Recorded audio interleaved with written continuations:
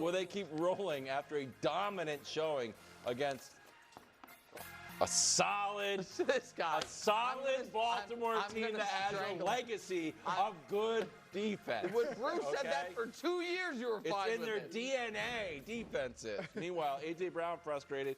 Jalen Hurts winning ugly. What is plaguing the champs, if anything? And finally, well, it's the most perilous segment in all of sports. It's a segment that is becoming so powerful, I'm worried about the other segments. Bro, do you know what he said to me yesterday, bro? This is 2 days ago? He was like, we got to figure out a way to make tiers better because Mahomes Mountain is overshadowing it. I said, do you know how much that hurts the committee? Like, we got 11 guys working gratis, and you're saying my stupid mountain is overshadowing. Just 11 anonymous people versus a mountain, and there's snow. I'm just saying, I don't know. The mountain is very controversial these days. Well, the mountain is fair. We've had a lot of different people at the top. I wonder who'll be at the top this week. Nick Wright, Kevin Wilds, Chris Broussard, who is healthy today. Welcome back, Drew. Yeah, that's good. Quick recovery. I unfortunately have bad news for you. Starting with the hamstrung Ravens. Brian Wacker of the Baltimore Sun reporting that the 1-3 Ravens might be without their franchise QB. Lamar Jackson is likely to miss Sunday's game against the visiting Texans with a hamstring injury. Two sources with direct knowledge of the situation confirmed to the Baltimore Sun today. Given the nature of the injury, he also could be out for up to 2 to 3 weeks, one of those sources said. Nothing for certain, Brew, but the Texans are favored now in Baltimore. How is this news landing for you? But by the way, Brew, I know you're not a gambler.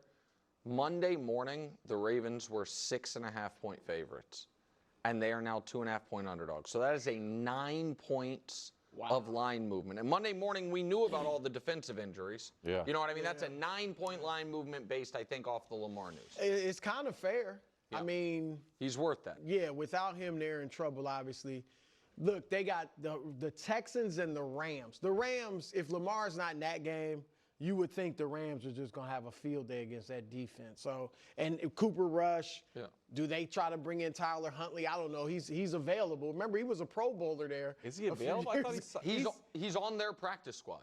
Oh, I thought he did where was he? He was in Cleveland. He was in Cleveland for a little bit. Oh, he was in Cleveland for that cup of coffee. Yeah, exactly. Yes. He would seem to be a more seamless transition, right, than Cooper Rush. I mean, Cooper Rush, that feels like a whole different type of offense. Tony Romo thought he'd give him a spark. Yeah. Cooper Rush. Weird. I mean, look, the good news is that if Cooper Rush is in there, you would assume it's going to be more Derrick Henry running the ball. But bottom line, 1-5 is now very much on the table. Fortunately for them, they have a bye after the Rams. So if Lamar misses even 3 weeks, he could be back for that Bears game.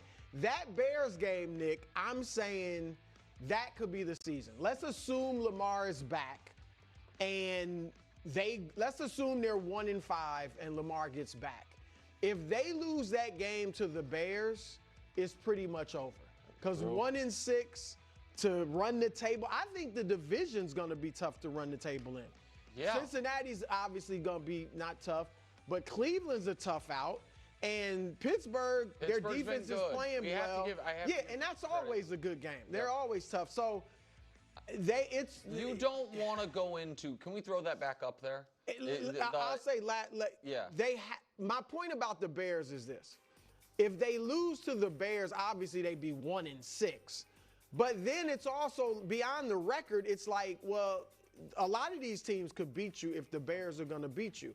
Yeah. And so I think that could be a critical game if they just leave this up for a second. Because I'm not going to be maybe as fatalistic about this as people would expect. I'm not I don't know where Wilds is going to be. What I am going to say though is this. You cannot go into that right-hand column, week 13, having to run the table. You're not going 6-0 in that column. Like even if Cincinnati is packed up shop for the year, the Steelers are no matter who's playing quarterback for them, a tough matchup for Baltimore. The Patriots, I think, are a decent team that will be getting better as the year goes on, one would think. Yep. And the Packers are legit. You can't, you know what I mean? So I understand that you could be, in theory, 5-6 going into your, you know what I mean, there, and be like, well, 11-6 is going to get in. You're not going 6-0 in the final, 6 weeks of the year. With that said, I think they can beat Houston without Lamar. I think that one of the downsides for this week's discourse of the Texans Ravens game is going to be that no one watched Texans Titans. But one of the it wasn't 26-0. Correct. That game was 6-0 in the fourth quarter, where it looked like every Texans game has looked. The defense looks really good, and the offense is awful. Now, CJ, to his credit, played really well in the fourth quarter, and maybe they got something going. But I know you said yesterday, the Ravens are a get-right team for teams' offenses. In the Ravens' defense, we have seen them torn up by what I believe to be three of the best offenses in football. I know the Chiefs weren't, but I think they will be. The Lions obviously are. The Bills obviously are. And sometimes even an awful defense can give a level of, deterrent, if you will, to a bad offense. And so I do think Derrick Henry, by necessity, becomes the game plan. And I don't think at 2-4 going into the bye, they'd be done. I think 1-5 going into. You're pushing it again now. You think they're done at 1-5? I think at 1-5 they're done. I think at 1-5. And remember that division. I think 10 wins. At this point, it becomes getting the playoffs. Getting the playoffs. I still believe 10 wins will get you in the playoffs in the AFC. I have a request for Hubs that I should have done behind the scenes, but I'm going to do it on air. Hubs, can we look up the Ravens Super Bowl odds if they changed? If this Texans game flipped on odds, I'd be interested to see if they're Because as of yesterday, they still had better odds than the Chiefs. So there's 6. So here's they just slipped a little. This is more than glass half full. This is glass so full. I forgot what they call that part of when the water's actually. Yeah, but it's not overflowing. It's actually over the rim. There's a name for it. It's like who cares? And they're just real quick. They yesterday the water thing or the Ravens? Were -200 favorites to win the division. Today, they are -145 favorites to win the division. Thank you. So not smaller favorites, but slight favorites. Houston would be a great win for them. Yes. And we'll see if the defense can hold. Go ahead. Let's hear the water overflowing, but not overflowing. Obviously, I don't want Lamar to be hurt. This is assuming Lamar comes back 100% healthy. After the bye. After the bye. Right.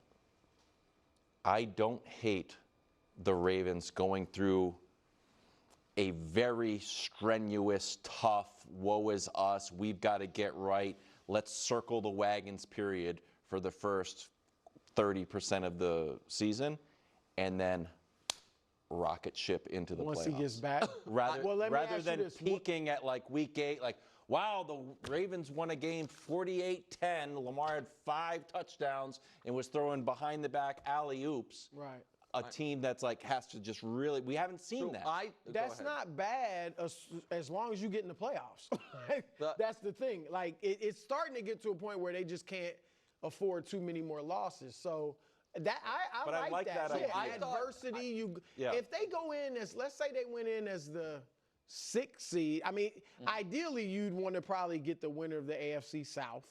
In the playoff, if you're a wild card, and then maybe you got a shot. But I don't hate that. Can I give a different glass half full? Sure. Because I'm shocked. Usually when I say I know what you're going to say, or you say back to me, we're right. I was totally wrong. I thought you were going to say the bright side is having Lamar out if it's temporary, and then being forced to go through Derrick Henry. Yes. And then potentially saying, by going through Derrick Henry, by default, our defense is a little better. Yeah. Because it's longer possessions. They're a little fresher. Then when they have Lamar back, they might have the more balanced game plan that you guys have talked about. You know what I mean? That almost trial by fire. It's like, oh, wait, we beat, a Texans team 20-17 with our defense, you know what I mean, playing its best game of the year, even if that's a little misleading because the Texans struggling on offense, but Derrick Henry has 28 carries and they take some of that game plan. I don't think the Ravens are dead. I like that it is if the Chiefs had lost that game, Now, if the Chiefs had lost that game and Mahomes was out, they don't have a Derrick Henry, so that's a little different. Right. But if the Chiefs had lost that game at 1-3, I wouldn't be saying they're dead at 2-4. You know what I mean? And so now again, the SBOB component, play your best ball in the postseason, that's different. The Ravens now, and maybe again, we're trying to be optimistic, I guess. Maybe it could be good for them to not have a regular season that feels like we're like a coronation. Or a regular season where it's like, okay, treading water. The game, right, we're treading water, waiting for the big game that really counts. To where it's like, wait, we gotta get going now, maybe. I think one of the best things you said was that, look, the defense does look bad, but it has been three great quarterbacks and offenses that they faced, and this will tell the test, like what they do against Houston, because that's a bad offense. It's a bad offense. And so if they give up 35 to them, then the defense is just shot. What were you about to say? You had a joke. No. You had a joke. No, I didn't have a joke. We can tell. It would be bad if it would be bad. It would be bad for Mahomes if C.J. Stroud puts up 35. Also, I'm not saying you said it, but a few years ago when Cooper Rush got in there for Dak. Oh, that's what I was gonna say. I didn't say it. No, Everybody, you were mentioning it. People were saying it, but this you didn't was say it. bad. Brew had a caller on The Odd Couple say it, and then he brought it to TV. Yeah, I'm not saying Brew, what are you saying? I'm not saying it. I'm not saying it. I just say Cooper Rush 4-0. I mean, it'd be nice. That offense is so different than what he does. Yeah, of course. Yeah. That's the spark, according to Tony Romo. We have more unfortunate injury news. This is about Tyreek Hill. Dislocated his knee, tore multiple ligaments, including his ACL. He's hospitalized overnight. Surgery was scheduled for today. Ian Rappaport's reporting that there's no guarantee he's going to be ready for 2026. Drew Rosenhaus tweeting this picture out. So Tyreek is in good spirits. Nick, your reaction to this news? All right, multifaceted. First one is this. The internet can be, dumb always. I found, and I'm not really in the business of always defending Tyreek Hill, but the internet's reaction to someone who had just suffered a truly traumatic injury and being in literal shock, as when he's clapping and smiling like it's some amount of relief, or like he doesn't have to be with Tua or any of that stuff, was some of the most outrageous stuff, even by current internet standards I've seen. He was not sober, if you will, in that moment. You know what I mean? Your body, you go into shock. And bright side of the internet is we have access to a lot of actual doctors that can explain this is about as catastrophic of an injury as one can suffer. The knee, it's not kneecap dislocation, it's knee dislocation. It could be all the ligaments, it's certainly the ACL, and it's at least a year, it might be 2 years, and it might be his career. And that is stunning, shocking, and awful. And to me, the best way to frame it is if this is the end of it, I think it is a career unlike almost any other. And I think if you were to ask me guys in the modern era of football who I definitively would rather have at their peak than that player at his peak, that hands down I'd rather have, it's two names long. It's Rice and Moss, and that's it. He is in there he is either ahead of or next to, in my mind, Megatron and Owens. And even though Fitz and Marvin Harrison and my colleague and pal Chris Carter had longer, more decorated careers, his peak